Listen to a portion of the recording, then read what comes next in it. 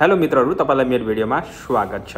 मित्रहरू, आज म यो भिडियोमा मैले क्यानाडाको पीआर पाइसके पश्चात मेरो व्यक्तिगत अनुभव के कस्तो रह्यो र क्यानाडा आइसके पश्चात के कस्ता प्रब्लम्सहरुको सामना गर्नु पर्यो, के कस्ता च्यालेन्जेसहरु रहेका थिए र सुरुका दिनमा के कस्तो समस्याहरु आउन सक्छ र हाउसिङको प्रब्लम के कस्तो रहेको थियो, जब्स मार्केट कस्तो रहेको थियो र जब पाउनको लागि के गर्न सकिन्छ लगायत विभिन्न टिप्सहरु शेयर गर्ने छु मित्रहरु। र यदि तपाई क्यानाडा आउन चाहनुहुन्छ, स्टुडेन्ट भिजामा होस् या वर्क परमिटमा या त पीआर लिएर यदि आउन चाहनुहुन्छ भने यो भिडियो तपाईलाई एकदमै लाभदायक हुनेछ मित्रहरु, एकदमै युजफुल हुनेछ। भिडियो सुरुदेखि अन्तसम्म हेर्नु होला नछुटाइकन। र यदि तपाई पहिलो पटक यो च्यानल हेरिराख्नु भएको छ भने कृपया यो च्यानल ग्लोबल सन्देशलाई सब्स्क्राइब गर्न हुन अनुरोध गर्छु। मित्रहरु, क्यानाडा आउने धेरै माध्यमहरु रहेको छ, जस्तै कि स्टुडेन्ट भिजा, वर्क परमिट र सबैभन्दा one of the most popular माध्यम रहेको छ क्यानेडियन पर्मानेन्ट रेसिडेन्सी। र वर्षेनी हजारौंको संख्यामा नेपालीहरु यहाँ क्यानाडाको पीआर प्राप्त गरेर आउनुहुन्छ। क्यानाडाको पीआर प्राप्त गरिसकेपछि अथवा स्टुडेन्ट भिजामै यदि तपाई आउँदै हुनुहुन्छ भने पनि सुरुको मेन च्यालेन्जेस चाहिँ हाउसिङ रहेको छ मित्रहरु।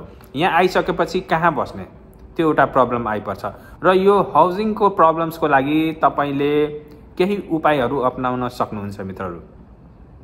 मानिहाल्नुस् तपाई क्यानाडा आउँदै हुनुहुन्छ भने तपाईको कुनै पनि इष्टमित्र रिलेटिभ्सहरु छ भने उहाँहरुलाई कल गर्नुहोस्, उहाँहरुलाई भन्नुहोस् तपाई क्यानाडा आउँदै हुनुहुन्छ स्टुडेन्ट भिजामा अथवा पर्मानेन्ट रेसिडेन्सीमा अथवा वर्क परमिट लिएर आउँदै हुनुहुन्छ र उहाँहरुले बस्ने व्यवस्था मिलाइदिनुहुन्छ कि यदि उहाँहरुसँग एक्स्ट्रा रुम छ, उहाँहरुसँग एक्स्ट्रा लिभिङ स्पेस छ, उहाँहरुले केही दिन सहयोग गर्न सक्नुहुन्छ कि यदि उहाँहरुसँग आफ्नो व्यक्तिगत लिभिङ स्पेस छैन भने उहाँहरुले अन्य इष्टमित्र अथवा रिलेटिभ जो क्यानाडामा बस्नुहुन्छ अथवा साथीभाइ उहाँहरुकोमा कोठाहरु खाली छ कि त्यसरी तपाईहरुले रिक्वेस्ट गर्न सक्नुहुन्छ मित्रहरु।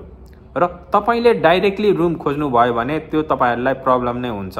तपाईहरुले रुम खोज्दाखेरि सुरुमा तपाईले चिनेको व्यक्तिलाई अप्रोच गर्नुपर्ने हुन्छ मित्रहरु, जो अलरेडी क्यानाडा बसिराख्नु भएको छ, उहाँहरुको पब्लिक रिलेसन हुन्छ, उहाँहरुको क्रेडिबिलिटी अलिकति राम्रो भइसकेको हुन्छ मित्रहरु र उहाँहरुलाई यहाँको सोसाइटीले यहाँको मान्छेहरुले अलिकति मान्न थालेका हुन्छन्। तसर्थ उहाँहरुको थ्रुबाट तपाईले रेन्ट एरेन्ज गर्न सक्नुहुन्छ। कथम कदाचित केही पनि लागेन भने यहाँ एयरबीएनबी भन्ने हुन्छ मित्र। जसरी नेपालमा व्यक्तिगत घरहरु हुन्छ त्यसरी नै यहाँ पनि क्यानाडा पनि मान्छेहरुको व्यक्तिगत घर हुन्छन् र त्यो व्यक्तिगत घरमा पनि एउटा कोठा दुईवटा कोठा भाडामा दिने लज जस्तो दैनिकी रूपमा उनीहरु कोठा भाडा लाउँछन् मित्र। तसर्थ एयरबीएनबीमा तपाईले 5 दिन 6 दिन 7 दिन अथवा 1 महिनासम्म पनि बस्न सक्नुहुन्छ। यसलाई सर्ट टर्म रेन्टल भनिन्छ, केही दिनको लागि। तर यदि तपाई लामो समय बस्न चाहनुहुन्छ भने तपाईले अनलाइन बुक गर्नुपर्ने हुन्छ र एयरबीएनबी को कोठा बुक गर्नको लागि पनि तपाईले अनलाइनबाट नै बुक गर्नुपर्ने हुन्छ। यसको लागि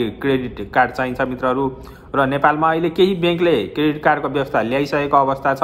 सो क्रेडिट कार्ड यहाँ एक्सेप्ट हुन्छ कि हुँदैन त्यो कुराहरु तपाईले सो बैंक मार्फत जानकारी पाउन सक्नुहुन्छ होला मित्रहरु। र त्यसरी अनलाइन एयरबीएनबी मा गएर तपाईले सर्ट टर्म रेसिडेन्स 5 दिन 6 दिन अथवा 15 दिन 1 महिनासम्मको लागि पनि बुक गर्न सक्नुहुन्छ। यदि कसैकोमा बस्ने व्यवस्था भएन भने त्यो एउटा मेथड हुन सक्छ। अर्को प्रब्लम भनेको मित्रहरु, सुरुमा तपाई आइसकेपछि तपाईले क्यानेडियन सिस्टम बुझ्नु एकदमै जरुरी छ मित्रहरु। यहाँ क्यानाडाको सोसाइटी के कस्तो रहेको छ त्यो एकदमै बुझ्नुपर्ने हुन्छ मित्रहरु। चाहे तपाई बाटो काट्दाखेरिको कुरा होस्, चाहे तपाई बस चढ्दाखेरिको कुरा होस्, यहाँ शपिङ गर्दाखेरिको कुरा होस्, यो क्यानाडाको cultures, social norms and values तपाईले एडप्ट गर्नुपर्ने हुन्छ। युजुअली न्यू कमरमा यो एकदमै प्रब्लम हुन्छ मित्रहरु। सुरुमा यहाँ क्यानाडाको कल्चर एकदमै पोलाइट रहेको छ, धेरै रुल्स एन्ड रेगुलेसन फलो गर्नुपर्ने हुन्छ। चाहे त्यो लाइन लाग्दाखेरिको कुरा होस्, हाम्रो नेपालमा के छ भने जस्तै त्यो बिजुली अफिसको लाइन होस्, चाहे त्यो टेलिफोन बिलको लाइन होस् तिर्नको लागि पहिला के थियो भने टेलिफोन बिलको लागि पनि लाइन लाग्नुपर्ने, बिजुली बिल तिर्नको लागि पनि लाइन लाग्नुपर्ने। अहिले मालपोत कार्यालयमा अहिले त्यही नै सिस्टम छ, अनलाइन भए पनि त्यो पास गर्दाखेरि लामो लाइन लाग्नुपर्ने हुन्छ ढट्टामा, त्यो रेकर्ड हेर्नको लागि होस् चाहे त्यो पास गर्नको लागि होस्। र मान्छे के छ भने फिजिकली टच पनि भइरहेको हुन्छ मित्रहरु। एक आपसमा डिस्टेन्स मेन्टेन हुँदैन भने क्यानाडामा एकदमै त्यो कुरालाई सिरियसली लिन्छ। तपाईँले कुनै पनि मान्छेको एकदमै क्लोजमा गएर उभिनु भयो भने त्यो मान्छेले एकदम नराम्रो मान्छ, त्यसलाई गाह्रो मान्छ। तसर्थ डिस्टेन्स मेन्टेन गर्नुपर्ने हुन्छ। यो त मैले एउटा इक्जाम्पल भनेको मित्रहरू, र यस्ता धेरै इक्जाम्पल्सहरू छ जस्तै कि बाटो काट्दाखेरिको कुरा। नेपालमा अहिले काठमाडौँमा केही ठाउँमा रेड लाइटको व्यवस्था गरिसकेको अवस्था छ, तर नेपाल अधिराज्यभरि त्यो सिस्टम आइसकेको छैन। तर क्यानाडामा प्रत्येक स्ट्रिटहरूमा तपाईँले red light, green light, yellow light र बाटो काट्दाखेरि मान्छेको सेतो सिम्बल डिस्प्ले हुन्छ। त्यो बलिसकेपछि मात्र बाटो काट्ने, यस्ता कुराहरू तपाईँले ध्यान दिनुपर्ने हुन्छ मित्रहरू। र यहाँ डिसेबल्डहरूलाई एकदमै धेरै प्रायोरिटी दिएको हुन्छ। र यदि तपाईँ पेडिस्ट्रियन हो, यदि तपाईँ बाटो काट्ने मान्छे हो, बाटोमा हिँड्ने मान्छे हो भने तपाईँले ड्राइभिङै गरिराख्नु भएको छ भने पनि जेनरल मान्छेलाई धेरै यहाँ प्रायोरिटी दिन्छ। जस्तै कि नेपालमा के छ भने बाटो काट्ने मान्छे होस् चाहे त्यो साइकल चलाउने मान्छे, उनीहरूलाई एकदमै सानो मान्छन्। गाडीमा चढ्ने मान्छेले कराइदिने, बाटो छोड भनिदिने होइन। र गाडी छ भने गाडीलाई नै जान दिनुपर्ने, फर्स्ट प्रायोरिटी भन्ने जुन छ त्यो यहाँ छैन। पहिलो प्रायोरिटी बाटो काट्ने जुन मान्छे हुन्छ, बाटोमा हिँड्ने मान्छे, उनीहरूलाई दिनुपर्ने हुन्छ। तर यहाँ विभिन्न स्ट्रिट लाइट्सहरू छ, यहाँ ट्राफिक सिग्नल्सहरू छ, त्यो ट्राफिक सिग्नल्सहरूको पालना गर्नुपर्ने हुन्छ। नेपालमा लेफ्ट साइड ड्राइभिङ छ भने क्यानाडामा राइट साइड ड्राइभिङ रहेको छ। क्यानाडा आइसकेपछि एउटा त हाउसिङको कुरा मैले भनिसकेँ, कहाँ बस्ने त्यो व्यवस्था गर्नुहोस् मित्रहरू, साथीभाइ इष्टमित्रको सोर्सबाट त्यो गर्न सक्नुहुन्छ। अर्को भनेको Canadian system norms and values तपाईँले बुझ्नुपर्ने हुन्छ। र अर्को भनेको ब्याङ्क एकाउन्ट खोल्नुहोस् मित्रहरू।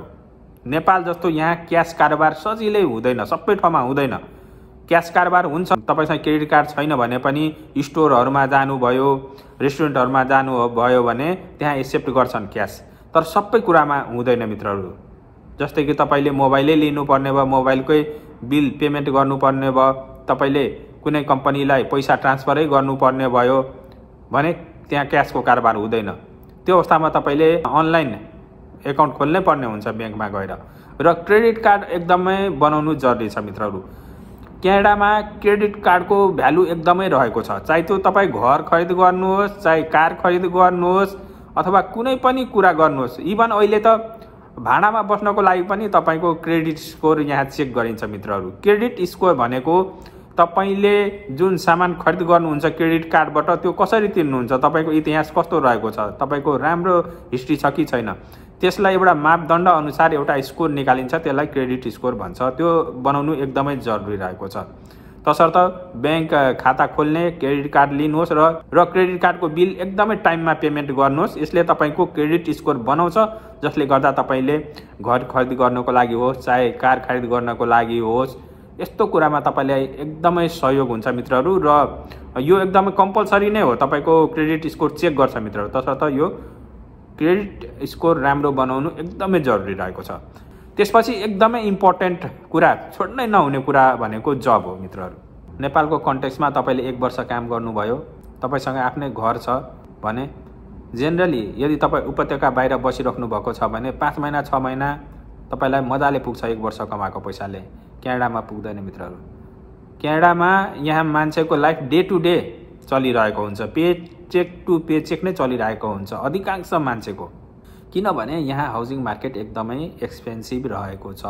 1 बेडरुम एपार्टमेन्ट, म टोरन्टोको कुरा गर्दैछु, बाहिरको होइन। Toronto is one of the biggest city of Canada र यो कमर्सियल हब हो। र अधिकांश मान्छे जो यहाँ क्यानाडा आउँछन्, म्याक्सिमम मान्छे लगभग 70-80% टोरन्टो नै आउने गर्छ मित्रहरू।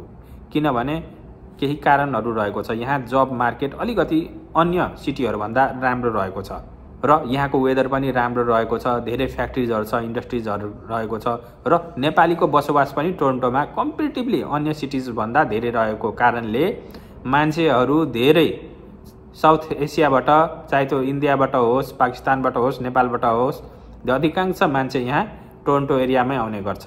र जिटी एरिया भनिन्छ। जिटी एरिया भनेको टोरन्टो, ह्यामिल्टन, ओसोवा, जति पनि टोरन्टो वरिपरिको एरियालाई जिटी एरिया भन्छ। यो जिटी एरियामा छरिएर बसेको हुन्छ र नेपालीहरू अधिकांश यहाँ स्कार्ब्रोमा रहेको छ मित्रहरू। जबको लागि अहिले क्यानाडाको सिचुएसन एकदमै वर्स रहेको छ।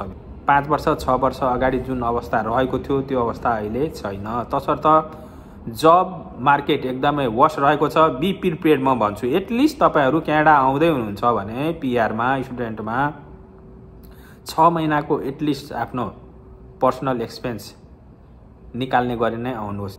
परिवारसहित आउँदै हुनुहुन्छ भने आफ्नो फ्यामिलीलाई कसरी सस्टेन गर्ने त 6 महिना एटलिस्ट त्यो पैसा लिएरै आउनुहोस्। धेरै मान्छेहरू के गर्छ भने पेपरमा त देखाइदिन्छ 6 महिनाको खर्च 1 वर्षको खर्च भनेर, चाहे त्यो स्टुडेन्ट भिजाको होस् चाहे त्यो पिआरको भिजामा होस्, तर वास्तविक त्यति पैसा चाहिँ हुँदैन।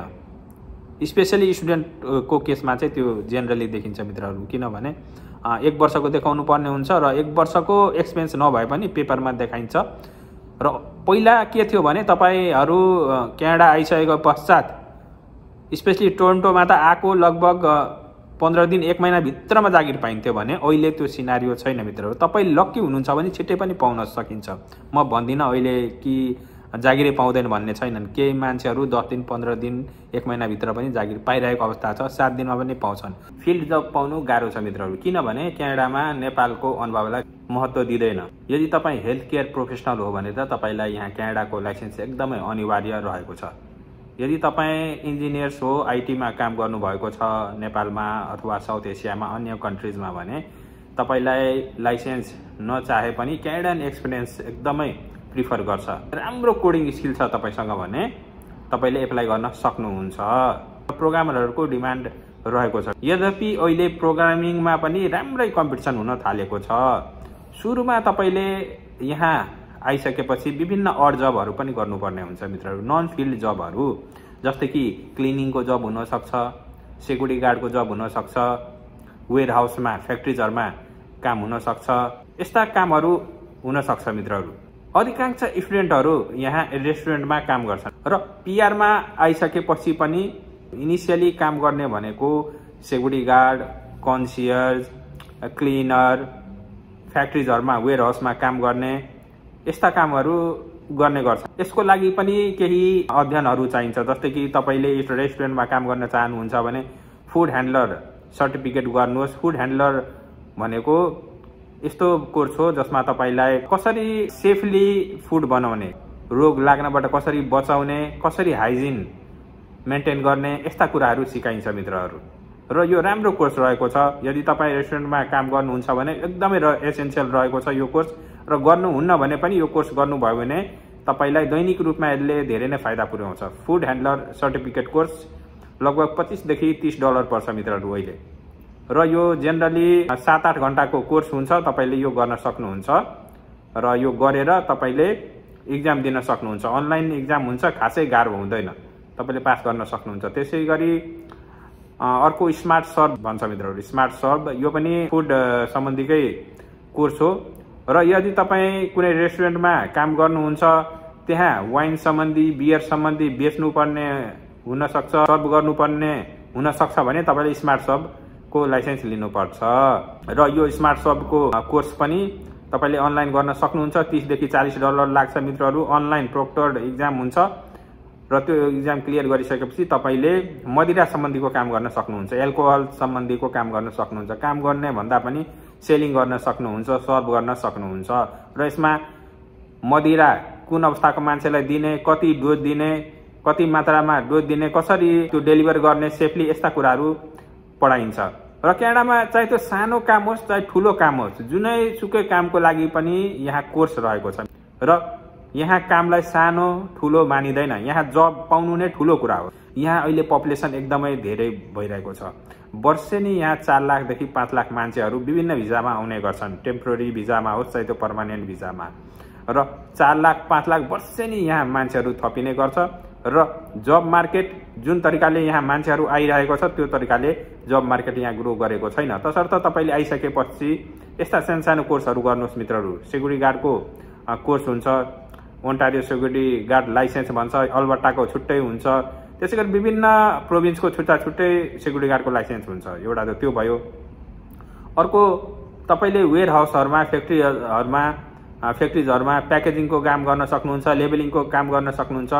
फ्याक्ट्रिजमा कम्पेरिटिभली अन्य जस्तै कि सेक्युरिटी गार्ड भयो, क्लिनिङको काम भयो, र फुड सम्बन्धीको काम भयो, योभन्दा अलिकति 50 सेन्ट $1 धेरै दिन सक्छ मित्रहरू। किनभने फ्याक्ट्रीको काम कम्पेरिटिभली डिमान्डिङ नै हुन्छ। यदि हेभी लिफ्टिङको काम छ भने त्यहाँ $1 $2 सम्म धेरै दिएको हुन्छ मित्रहरू। र प्याकेजिङको काम, लेबलिङको काम अलिकति सजिलो हुन्छ, त्यसमा चाहिँ जेनरलै वेजेस हुन्छ, मिनिमम वेजेस नै हुन्छ। तर फ्याक्ट्रीमा युजुअली लाइसेन्स चाहिँदैन मित्रहरू। फ्याक्ट्रीमा तपाईँले एप्लाई गर्दाखेरि 2-3 वटा क्राइटेरिया हुन्छ। पहिला त तपाईँसँग लिगल स्टेटस हुनु पर्यो, स्टुडेन्ट हुनुहुन्छ भने वर्क पर्मिट हुनुपर्ने, काम गर्ने पर्मिट हुनु पर्यो। अर्को फुल फ्लेज वर्क पर्मिटमा हुनुहुन्छ भने त्यो झनै राम्रो। अर्को भनेको पिआरमा हुनुहुन्छ भने त कामको केही रेस्ट्रिक्सन नै भएन। र स्टुडेन्टको लिमिटेड आवर काम गर्न पाइन्छ मित्र। 20 घण्टा 24 घण्टा त्यो तोकेको छ सरकारले। त्योभन्दा धेरै तपाईँले पेपरमा देखाएर चाहिँ काम गर्न सक्नुहुन्न। तर यहाँ धेरै विद्यार्थीहरू अन्डर टेबल काम गरिरहेको हुन्छ, क्यासमा काम गरिरहेको हुन्छ। रेस्टुरेन्टमा भयो, चाहे त्यो मलहरूमा होइन, र उनीहरूले क्यासमा चाहिँ लिइरहेको हुन्छ पैसा। पेपरमा चाहिँ 20 घण्टा 24 घण्टा देखाए पनि क्यासमा चाहिँ 40 घण्टा 45 घण्टासम्म गरिरहेको। कति स्टुडेन्टहरू त 2-2 वटा काम पनि गरिरहेको हुन्छ मित्रहरू। तर यो चाहिँ आफ्नै रिस्कमा तपाईँले गर्न सक्नुहुन्छ। म यसको लागि चाहिँ म रेकमेन्ड गर्दिनँ, किनभने तपाईँ यहाँ स्टुडेन्टमा आउनु भएको छ, धेरै नै लगानी गर्नु भएको होला, 40 लाखसम्म लगानी गर्छन् यदि राम्रो कोर्स छ, लेङ्दी कोर्स छ भने।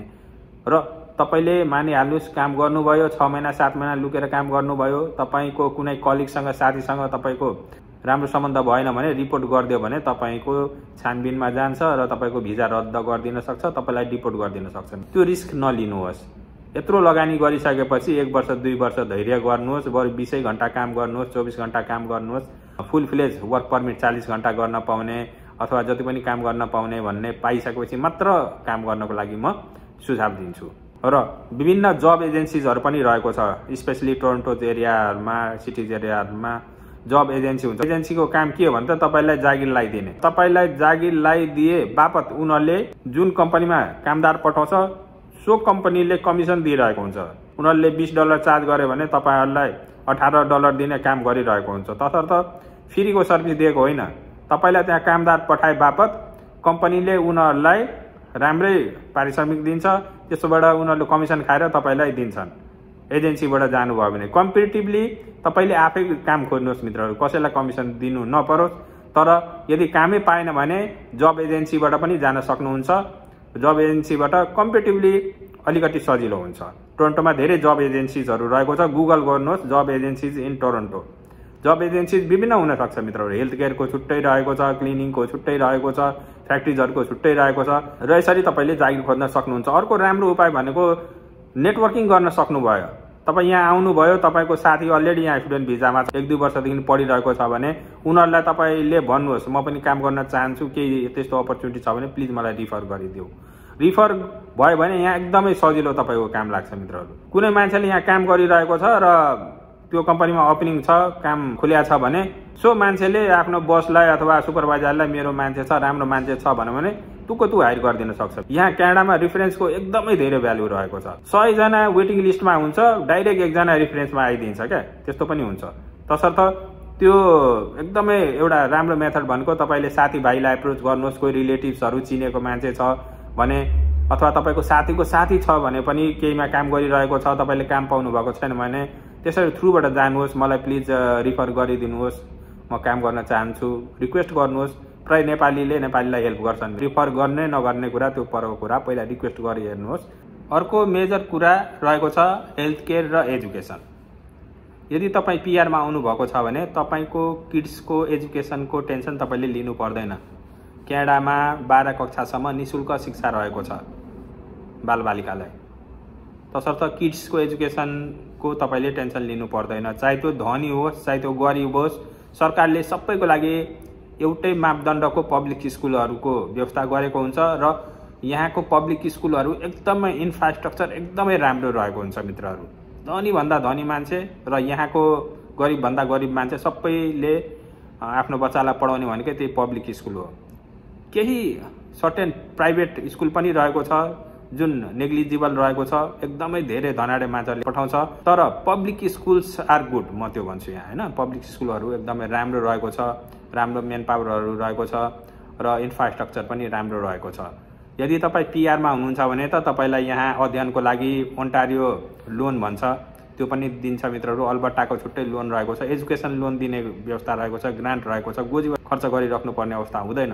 तपाईँले अहिले पढेर तपाईँले कमाएर पनि 10 वर्ष 12 वर्षमा तिर्छु भन्दाखेरि त्यो पाउनुहुन्छ। तपाईँले तिर्न सक्नु भएन भने त्यो ऋण पनि सरकारले बेला बेला निकाल्छ, त्यो पोलिसीहरू त्यो माफ गरिदिन्छ यदि तपाईँ तिर्न सक्नु भएन भने। तसर्थ यहाँ पढ्ने मान्छेलाई एकदमै राम्रो रहेको छ। तपाईँ पिआरमा आइसक्नु भएको छ भने तपाईँ एजुकेसन अपडेट गर्नुहोस्। नेपालको एजुकेसनलाई यहाँ खासै त्यस्तो प्रायोरिटी दिँदैन मित्रहरू। तपाईँ हेल्थ केयर प्रोफेसनल हो भने त तपाईँसँग लाइसेन्स अपग्रेड गर्नुपर्ने हुन्छ। नेपालमा पढेको कोर्स यहाँको मापदण्ड अनुसार नमिल्न पनि सक्छ। केही एडिसनल कोर्सहरू गरेर लाइसेन्सको इक्जाम दिएर सर्टिफिकेसनहरू गरेर तपाईँले लाइसेन्स लिएर अनि एप्लाई गर्न सक्नुहुन्छ कामको लागि। त्यसै गरी इन्जिनियरिङ आइटीहरू यस्तो छ भने पनि एडिसनल कोर्सहरू गर्नुहोस्, किनभने नेपालको एजुकेसन चाहे साउथ एसियाको एजुकेसनलाई खासै त्यस्तो भ्यालु दिँदैन यहाँको इम्प्लोयरहरूले। तसर्थ केही लोकल सर्टिफिकेसन गर्नुहोस् अनि तपाईँले जब एप्लाई गर्नुहोस्। आफ्नो एजुकेसन पुरा गरिसकेपछि अनुभव पनि तपाईँलाई जरुरी छ मित्रहरू। बिना अनुभवको काम पाउनु गाह्रो छ। फेरि एजुकेसन त भयो तर अनुभव छैन, अब के गर्ने त? भोलिन्टियरहरू गर्नुपर्ने हुन्छ, साथीभाइलाई एप्रोच गर्नुपर्ने हुन्छ। कोही कम्पनीमा छ कि आफ्नो कलेजको प्रोफेसर्सहरू भयो, इन्स्ट्रक्टरहरू भयो, उनीहरूको थ्रुबाट तपाईँले केही पार्ट टाइम कामहरू गर्ने, केही भोलिन्टियर कामहरू गर्ने, त्यस्ता कामहरू गरेर अनुभव बटुल्ने प्रयास गर्न सक्नुहुन्छ। तर यदि तपाईँ डिमान्ड अकुपेसनसँग रिलेटेड एजुकेसन गर्नुभएको छ, जस्तै कि कन्स्ट्रक्सन रिलेटेड एजुकेसन, इलेक्ट्रिकल भयो, एचभ्याक भयो, रेफ्रिजरेसन, प्लम्बिङ, यस्तो कोर्समा एकदम धेरै डिमान्ड रहेको छ। यस्तो कोर्समा यदि तपाईँले लाइसेन्स प्राप्त गर्नुभएको छ भने बिना एक्सपिरियन्स पनि तपाईँलाई हायर गर्न सक्छ। अकुपेसनमा जहिले पनि सर्टेज हुने गर्छ। त्यसै गरी हेल्थ केयरसँग अकुपेसनहरू छ भने जस्तै डक्टर्स भयो, नर्स भयो, ल्याब टेक्नोलोजिस्टहरू, फार्मासिस्टहरू, अनुभव नभए पनि तपाईँसँग लाइसेन्स छ, एजुकेसन प्राप्त गरेर लाइसेन्स प्राप्त गर्नुभएको छ भने तपाईँले डाइरेक्ट पनि जब पाउन सक्नुहुन्छ। तर बिजनेस रिलेटेड अकुपेसन, जेनरलाइज अकुपेसनमा चाहिँ युजुअली यहाँ सप्लाई धेरै भएको हुनाले, धेरै नै कम्पिटिसन भएको हुनाले प्राय एक्सपिरियन्स प्रिफर गर्छ। रेज्युमे स्क्रिनिङ गर्ने र राम्रै इन्टरभ्यू सञ्चालन गरेर चाहिँ छनौट गरिरहेको हुन्छ मित्रहरू। अर्को कुरा गरौँ मित्रहरू, cost of living. Cost of living एकदमै धेरै महँगो रहेको छ, स्पेसली टोरन्टो एरियामा। मैले अघि नै भनिसकेँ, 1 बेडरुम एपार्टमेन्ट टोरन्टो एरियामा $2200 देखि $2300 सुरु हुन्छ 1 बेडरुम एपार्टमेन्ट। 2 बेडरुम हो भने 2700-2800 मिनिमम कुरा गर्दैछु मित्रहरू, योभन्दा माथि नै हुन्छ युजुअली। अर्को अल्टरनेटिभ चिपर अप्सन भनेको बेसमेन्ट। बेसमेन्ट भनेको कस्तो भने घर भयो, घरमा पनि यहाँ के हुन्छ त अन्डरग्राउन्ड बनाएको हुन्छ, तर बस्ने कोठाहरू, बेडरुम, टोयलेट, किचन त्यसरी छुट्टै बनाइदिएको हुन्छ। त्यसलाई बेसमेन्ट भनिन्छ। युजुअली विन्डोजहरू राखिदिएको हुन्छ बाहिरबाट सनलाइट आउने गरी, त्यसलाई बेसमेन्ट भनिन्छ। त्यो कम्पेरिटिभली सस्तो हुन्छ मित्रहरू। जस्तै कि एपार्टमेन्टलाई 2200-2300 1 बेडरुम पर्छ भने बेसमेन्ट 1300-1400बाट पनि सुरु हुन्छ 1 बेडरुम बेसमेन्ट टोरन्टोको केसमा। तर बाहिर सिटीमा बेसमेन्टको सिस्टम छैन। यहाँ धेरै पपुलेटेड भएको हुनाले, मान्छेको सप्लाई धेरै भएको हुनाले, स्टुडेन्ट्सहरू धेरै भएको हुनाले यहाँ चाहिँ बेसमेन्टमा पनि बस्ने प्रचलन रहेको छ भने अन्य प्रोभिन्समा चाहिँ तपाईँले राम्रै एपार्टमेन्ट्सहरू नै तपाईँले $1200-1300 $1500 पाउन सक्नुहुन्छ। अन्य सिटिजहरूमा सक्नुहुन्छ भने अन्य सिटिज जानुहोस् मित्रहरू, जिटिएलाई एभोइड गर्नुहोस्। काम पाउन केही गाह्रो हुन्छ तर काम पाइसकेपछिको जीवन सरल हुन्छ कम्पेरिटिभली। अर्को कुरा भनेको मित्रहरू, यहाँ हेल्थ केयर सरकारले फ्री गरेको छ, तर सबैलाई फ्री छैन। फेरि यदि तपाईँ पिआरमा आउँदै हुनुहुन्छ भने धेरै हेल्थ केयर फेसिलिटिजहरू तपाईँले फ्री प्राप्त गर्न सक्नुहुन्छ। जस्तै कि अहिले डेन्टल पनि अहिले इन्क्लुड गरिसकेको छ, क्यानाडा डेन्टल बेनिफिट भनेर एउटा मापदण्ड छ, एउटा सर्टेन लिमिट तोकेको छ, $80,000-90,000 कति तोकेको थियो। मेबी यो चेन्ज पनि हुनसक्छ मित्रहरू। तर त्यो इन्कम लिमिटसम्म तपाईँ पढ्नुहुन्छ भने डेन्टल पनि कभर गर्छ। तपाईँलाई डक्टरको भिजिटको पैसा लाग्दैन, हस्पिटलमा पैसा लाग्दैन, मेडिसिन खरिद गर्दाखेरि पनि सरकारले एउटा मापदण्ड राखेको छ, ओन्टारियो ट्रिलियम बेनिफिट भन्छ। यो ट्रिलियम बेनिफिटले के भन्छ भने तपाईसँगको इन्कम जति छ त्यसको सर्टेन पर्सेन्टेज दिनुहोस्, 4% देखि 10% दिनुहोस्, त्यो पछिको पैसा भनेको सरकारले तिर्दिन्छ। त्यस्तो सिस्टम हुन्छ मित्रहरू। औषधिको पनि मानिहाल्नुहोस् $100 को बिल भयो, एउटा लिमिट हुन्छ वर्षको, तपाईँको इन्कमको 4% अथवा 5% चाहिँ तपाईँले तिर्नै पर्ने हुन्छ। त्योभन्दा माथिको चाहिँ सरकारले तिर्दिने, त्यस्तो सिस्टम हुन्छ हैन। हेल्थ केयर सरकारले यहाँ निःशुल्क गरेको छ, तर सबै कुराहरू चाहिँ छैन। केही टेस्टहरू जस्तै ल्याब टेस्टहरू केही टेस्टहरू चाहिँ फेरि आफ्नै गोजीबाट पनि दिनुपर्ने हुन्छ। तर general hospital service, doctor service होइन, क्लिनिकल सर्भिस चाहिँ यो कभर गर्छ। अर्को कुरा भनेको यदि तपाईँसँग यहाँ चाइल्ड रहेको छ, तपाईँ यहाँ भ्यालिड भिजामा हुनुहुन्छ, जस्तै कि पिआरमा हुनुहुन्छ, सिटिजनसिपमा हुनुहुन्छ, रेफ्युजीमा हुनुहुन्छ भने तपाईँले यहाँ बच्चा बापत प्रत्येक बच्चाको तपाईँले यहाँ चाइल्ड बेनिफिट पनि प्राप्त गर्नुहुन्छ मित्रहरू। 2वटा बच्चा छ भने $1200-1300, 4वटा बच्चा छ भने अझ धेरै 600 मल्टिप्लाई बाई 4 गर्नुहोस्। र यो चाइल्ड बेनिफिट्स पनि एकदम फिक्स हुँदैन, फेरि तपाईँको इन्कम अनुसार फ्लक्चुएट हुन्छ। धेरै इन्कम छ भने चाइल्ड बेनिफिट पनि घटेर आउँछ, थोरै इन्कम छ भने म्याक्सिमम चाइल्ड बेनिफिट तपाईँले प्राप्त गर्न सक्नुहुन्छ। यहाँको वेदर एकदमै चिसो रहेको छ। क्यानाडाको चाहिँ मोस्ट अफ द प्लेस चिसो नै हुन्छ। कम्पेरिटिभली ओन्टारियो वार्म रहेको छ अन्य प्रोभिन्स भन्दा, तर पनि यो चिसो नै रहेको छ मित्रहरू। वर्षको 3-4 महिना चाहिँ यहाँ समर हुन्छ। यसरी तपाईँहरू तयारी गर्नुहोस्। आउँदाखेरि सम्पूर्ण डकुमेन्टहरू, आफ्नो सर्टिफिकेटहरूलाई इभ्यालुएट गर्नुहोस्। वर्ल्ड एजुकेसन सर्भिसबाट इभ्यालुएट गर्नुहोस् ताकि नेपालको सर्टिफिकेट यहाँ मान्यता हुन्छ। +2 छ भने आइसिएसबाट इभ्यालुएसन गर्नुहोस्। नेपालबाट पनि गर्न सक्नुहुन्छ मित्रहरू। र यहाँ आइसकेपछि आफ्नो पढाइलाई केही निरन्तरता दिनुहोस्, आफ्नो फिल्डमा अगाडि बढ्नुहोस् र फिल्ड जब प्राप्त गर्नुहोस्। यसरी तपाईँले क्यानाडामा राम्रै प्रोग्रेस गर्न सक्नुहुन्छ। Thank you for watching this video. यो च्यानल तपाईँलाई राम्रो लाग्यो भने कृपया च्यानललाई सब्सक्राइब गर्न नभुल्नुहोस्। Thank you for watching this.